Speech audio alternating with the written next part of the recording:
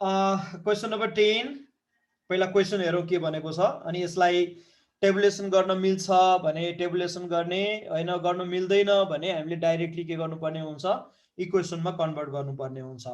तर भेरिएबल के हो भन्ने कुरा आइडेन्टिफाई गर्नुपर्छ। मुख्य कुरा भनेको के रहेछ, यसको भेरिएबल के हो त, एक्स वाई जेड अथवा एक्स वाई हामीले केलाई सपोज गर्ने, के फाइन्ड गर्नुपर्ने छ, क्वेसनमा के सोधेको छ त्यो कुरा आइडेन्टिफाई गर्नुपर्छ, पहिचान गर्नुपर्छ पहिला है। A chemist produces 100 units of medicine.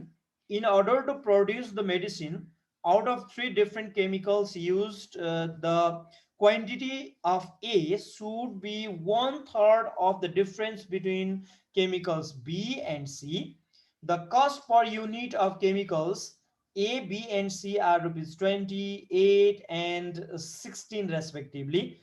If the total cost of the component is rupees 1160, determine the quantity of each chemicals used भनेको छ है। अब यसलाई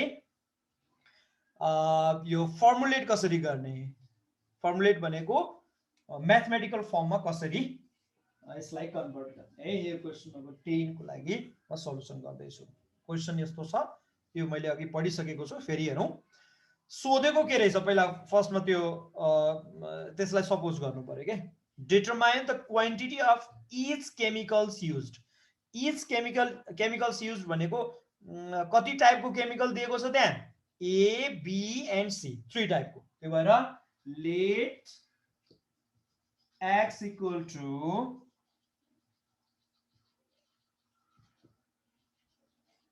quantity of chemical A, y equal to quantity of chemical B, and Z equal to quantity of chemical C. 3 टाइपको केमिकललाई x Y Z भनेर suppose गरौँ, किनभने त्यही सोधेको छ, त्यसलाई सपोज गर्ने है। त्यसपछि अब chemist produces 100 units of medicine. Medicine बनाउने 100 units by mixing 3 types of chemicals भनेको छ। केमिकल एबीसी मिक्स गरेर एउटा मेडिसिन तयार गर्ने हो, केमिकल मिक्स गरेर मेडिसिन तयार गर्ने है। अनि केमिकल ए चाहिँ कति, यसको क्वान्टिटी कति छ एक्स, बी को क्वान्टिटी वाई र सी को क्वान्टिटी जेड छ, र एबीसी मिक्स गरेरै अनि मेडिसिन बनाउने हो भने त्यो मेडिसिन चाहिँ कति तयार गर्ने भनेको छ यसले, 100 युनिट्स। त्यसो भए बाई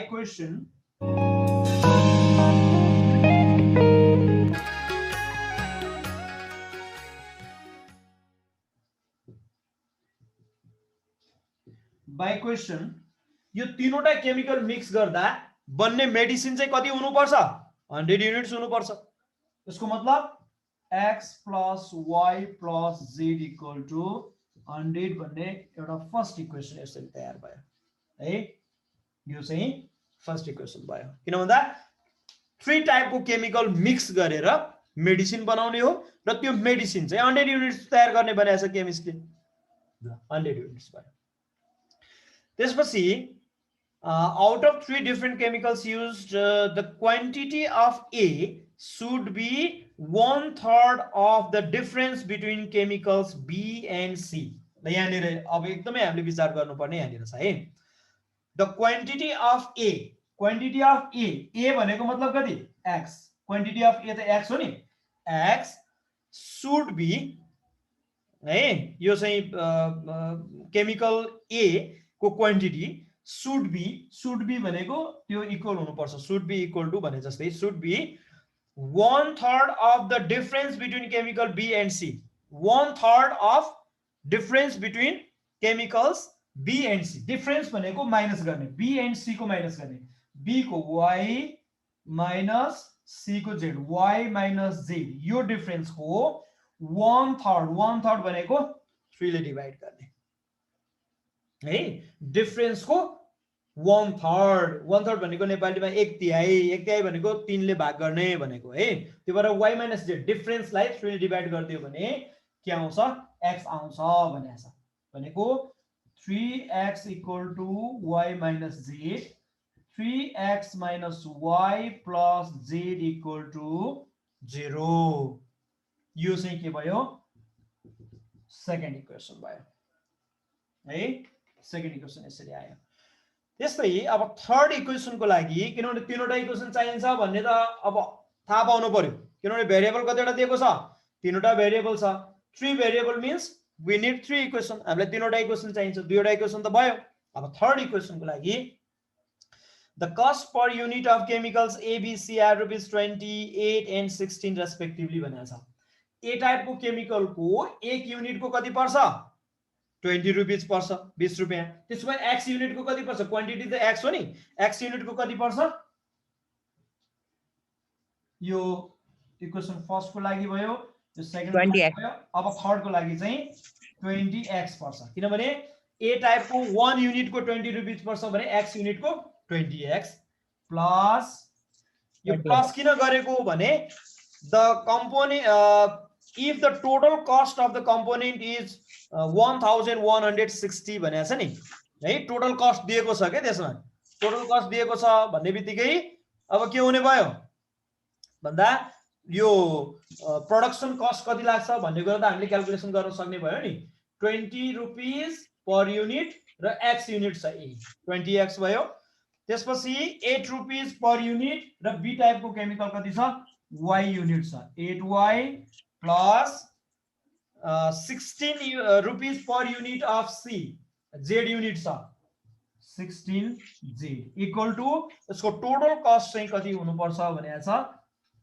1160 भनेको छ अब यसलाई चाहिँ के गर्न सकिन्छ भने यसबाट जस्तो अब यो 2 कमन लिएर सबैलाई डिभाइड गरेर राख्न पनि सकिन्छ अब त्यतातिर नजाऊ हामी डाइरेक्टली के गर्दियौ यसलाई थर्ड नम्बर ठुलै नै भयो सबै भन्देखि हामीले यो कमन लिएर योबाट कमन लिने अनि त्यसले लगेर यतापट्टि राइट ह्यान्ड साइडमा डिभाइड गरिदियो भने के आउँछ नम्बर सानो आउन सक्छ नि त्यो बेलामा चाहिँ हामीले के गर्छौं डिभाइड गर्न पनि सक्छौं कमन लिएर है ल यो चाहिँ फर्मुलेसन भयो यो क्वेशनको के भन्छ म्याथमेटिकल फर्म चाहिँ इक्वेसनमा कन्भर्ट गर्दाखेरि यस्तो हुने रहेछ फर्स्टमा हामीले भेरिएबल डिफाइन गर्यौं त्यसपछि त्यो कन्डिसन अनुसार हामीले इक्वेसनहरु बनायौं ल यो तरिकाले हामीले के गर्न सक्ने रहेछौं इक्वेसन बनाउन सक्छौं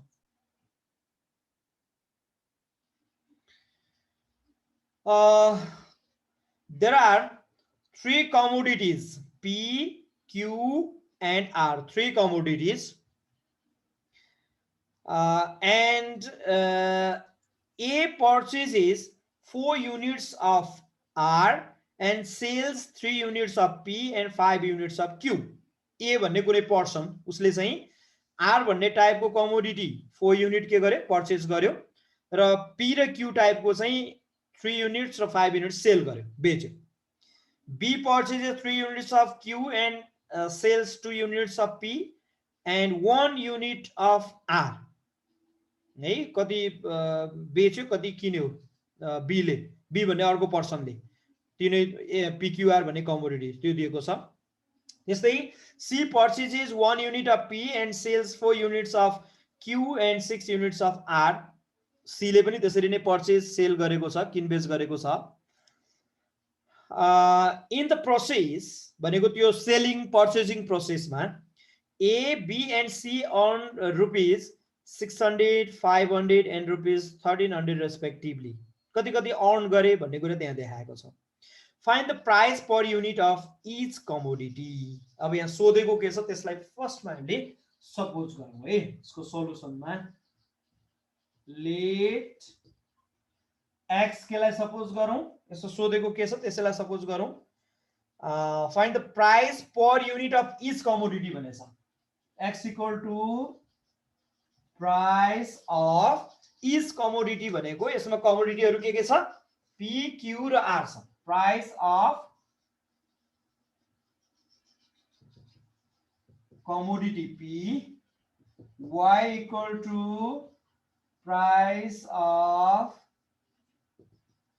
commodity Q and Z equal to price of commodity R. Three types of commodities P, Q, R को price चाहिँ यो भनेर सपोज गरौँ है. Price of commodity P per unit है. यो यो पनि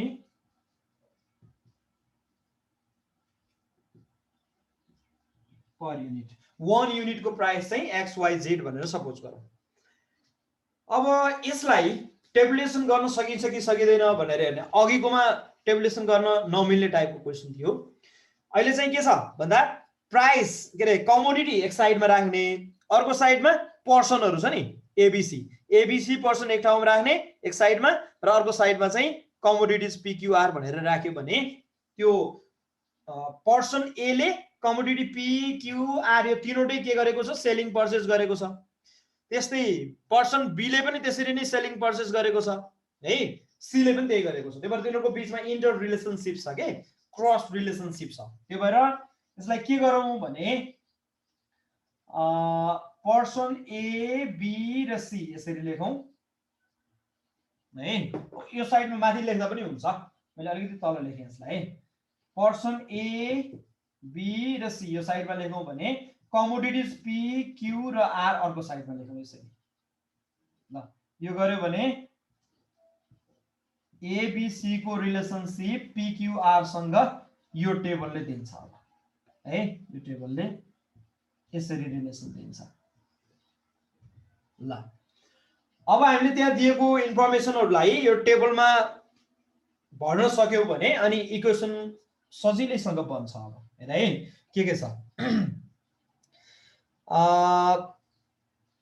A purchases 4 units of R and sells 3 units of P and 5 units of Q भनेको P चाहिँ R चाहिँ कति रहेछ यो A भन्ने पर्सनले R भनेको कति युनिट रहेछ 4 युनिट्स, त्यसपछि P चाहिँ 3 युनिट्स र Q चाहिँ 5 युनिट्स। P 3 र Q चाहिँ 5 युनिट्स। तर यहाँनिर हेर है यो 3 5 र 4 यो A भन्ने पर्सनले P Q र R 3 टाइपको कमोडिटी 3 5 र 4 युनिट सबै पर्चेज गरेको भए अब अथवा सबै सेल गरेको भए सबैको युनिट सेम हुन्थ्यो, डाइरेक्सन सेम हुन्थ्यो। पर्चेज गरेको भए सबै के भन्छ पैसा बुझाउनु पर्थ्यो होला है, आफ्नो पकेटबाट जति उसको सेभिङ भएको थियो त्यो सेभिङ भएको सबै घटाउनु पर्थ्यो होला, माइनस हुन्थ्यो होला। अथवा सेल गरेको भएदेखि सबैबाट रेभेन्यू आउँथ्यो होला, सेलिङ प्राइस जति छ त्यही रेटमा रेभेन्यू आउँथ्यो होला, टोटलमा उसको अकाउन्ट भरिन्थ्यो होला, पकेट भरिन्थ्यो होला हैन, सबैको एउटै हुन्थ्यो। तर यहाँनिर त के भएको छ कुनै कमोडिटी उसले बेचेको छ, सेल गरेको छ र कुनै चाहिँ के गरेको छ पर्चेज गरेको छ। त्यो भएर यहाँनिर अलिकति विचार गर्नुपर्ने कुरा के छ भने सेल गरेकोबाट रेभेन्यू आउँछ, पैसा आउँछ, पकेट मनी बढ्छ, अकाउन्ट बढ्छ है, ब्यालेन्स बढ्छ, सेभिङ बढ्ने भयो। त्यो भएर सेल गरेकोलाई प्लस गरौँ र पर्चेज गर्दाखेरि के हुन्छ उसले के रकम तिर्नु पर्ने हुन्छ है, दिनु पर्ने हुन्छ। त्यो भएर उसको अकाउन्ट घट्छ, पकेटमा भएको पैसा घट्छ, माइनस हुन्छ। त्यो भएर पर्चेज गरेकोलाई माइनस गर्ने र सेल गरेकोलाई प्लस गर्ने। मात्रै त्यति कुरा यसमा याद गर्यौ भने यो सेलिङ पर्चेज एउटै के भन्छ क्वेशनमा एउटै पर्सनले सेल पनि गरेको छ, पर्चेज पनि गरेको छ र लास्टमा उसलाई यति बेनिफिट भयो, यति प्रफिट भयो अथवा यति लस भयो भनेर दिएको छ भने त्यहाँनिर के गर्नुपर्छ भन्दा सेलिङ गरेकोबाट उसले पर्चेज गरेको माइनस गरिदियो भने के आउँछ, कति प्रफिट भयो लस भयो भन्ने कुरा त्यहाँबाट आउँछ है, के भन्छ प्रफिट भएको कुरा आउँछ। त्यस्तै अब पर्चेज गरेकोबाट सेलिङ गरेको घटायो भने ठुलो पर्चेज गर्दाखेरि धेरै रहेछ भने त्यो बेलामा कति लस भयो भन्ने कुरा आउँछ है। त्यो भएर माइनस प्लस त्यहाँनिर चाहिँ विचार गर्नु पर्यो है, कहाँनिर माइनस गर्ने, कहाँनिर कुनमा माइनस गर्ने, कुनमा प्लस गर्ने भन्ने कुरा। अब यहाँ हेर त ए purchases 4 units of are 4 units चाहिँ के गरेको पर्चेज गरेको। पर्चेज गर्ने बित्तिकै उसले किनेको भन्ने बित्तिकै उसको अकाउन्टबाट पैसा घट्ने भयो, तिर्नु पर्ने भयो, त्यो भएर माइनस भयो भने अरु दुईवटा सेल गरेको त्यो भएर प्लस भयो यिनीहरु है। त्यस्तै B purchases 3 units of Q and sells 2 units of P and 1 unit of R भनेको B ले 1 unit of R के भयो सेल गर्यो, त्यस्तै 2 unit of Q 1 unit of R 2 unit of Q र पर्चेज गर्यो P टाइपको पी चाहिँ कति पर्चेस गरेको छ बी ले भन्दा क्यू चाहिँ पर्चेस गरे रहेछ है क्यू चाहिँ पर्चेस गरे रहेछ 3 युनिट्स यसले 3 युनिट्स अफ क्यू पर्चेस गरेको छ भने 2 युनिट्स अफ पी चाहिँ यसले सेल गरेको छ सेल गरेकोमा प्लस गर्ने पर्चेस गरेकोमा माइनस गर्ने त्यस्तै person C C purchases 1 units of P. 1 units of P यसले purchase गर्यो minus भयो. Sales 4 units of Q. 4 units of Q sale गर्यो plus and 6 units of R पनि purchase गर्यो sorry sale गर्यो 6 भयो है ल यदि चाहिँ यो टेबलमा भएको इन्फर्मेसन त्यस्तै in this process A, B and C earned rupees 600, 500 and 1300 respectively. अब इनहरुको अर्निङ चाहिँ कति भयो त टोटलमा कति इनहरुले अर्न गरे यहाँ अर्न मात्रै नहुन सक्छ कहिलेकाहीँ लस पनि हुन सक्छ है यो टोटल भनेर लेखौं यसमा A को टोटल अर्निङ कति रहेछ भन्दा 600 रुपैयाँ 600 त्यस्तै 500 र 1300 1300 यो चाहिँ इनहरुको अर्निङ है इनहरुको अर्निङ चाहिँ यो दिएको छ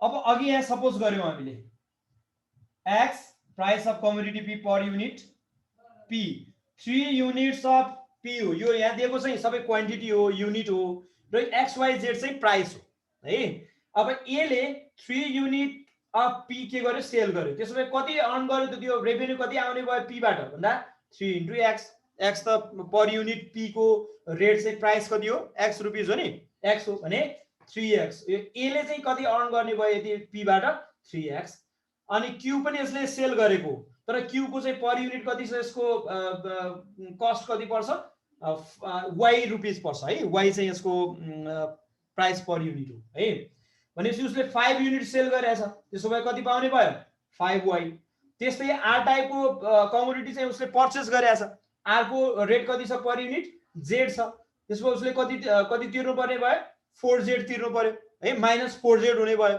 भनेपछि उसले पाएको कति 3x + 5y र दिनु पर्ने कति दिएको कति पर्चेस गर्दा -4z त्यसो भए टोटल उसले अर्निङ गरेको कति माइनस उसले पर्चेस गर्दाखेरि उसले कति दिएको छ त्यसको टोटल भनौं न अब रिमेनिङ भनेको यो चाहिँ रेभेन्यू माइनस कस्ट गर्दियो भन्दा के आउँछ प्रॉफिट आउँछ अथवा अर्निङ आउँछ उसको त्यो भएर अब के हुने भयो 3x + 5y - 4z = कति हुन्छ 600 हुन्छ यो फर a को लागि 3x + 5y - 4z = 600 यो इक्वेसन फर्स्ट भयो त्यस्तै एउटा इक्वेसन बनिसकेपछि त अब अरु इक्वेसन बनाउन गाह्रो छैन अब b को लागि चाहिँ for b 2x - 3y + z = 500 equation second भयो त्यस्तै फर c को लागि चाहिँ -1x हुन्छ त्यो -x मात्र लेखौं plus 4y + 6z = 1300 equation third भयो ल अब यो तीनवटा इक्वेसन आएपछि सल्भ गर्ने मेथड त त्यही नै भइहाल्यो म्याट्रिक्स मेथड भनेको छ म्याट्रिक्स मेथडबाट गर्ने क्रामर्स रुल भनेको छ क्रामर्स रुलबाट गर्ने केही भनेको छैन हामीले अरु त्यो इलिमिनेसन मेथड सब्स्टिट्युसन मेथड जुनसुकै पनि हामीले फलो गर्न सक्ने भयौ है मेन चाहिँ यो इक्वेसन बनाउन सक्ने भयो भने अरु क्याल्कुलेसनहरु यसलाई सल्भ गर्ने कुरा त सजिलो भइहाल्यो गर्न सकिहालिन्छ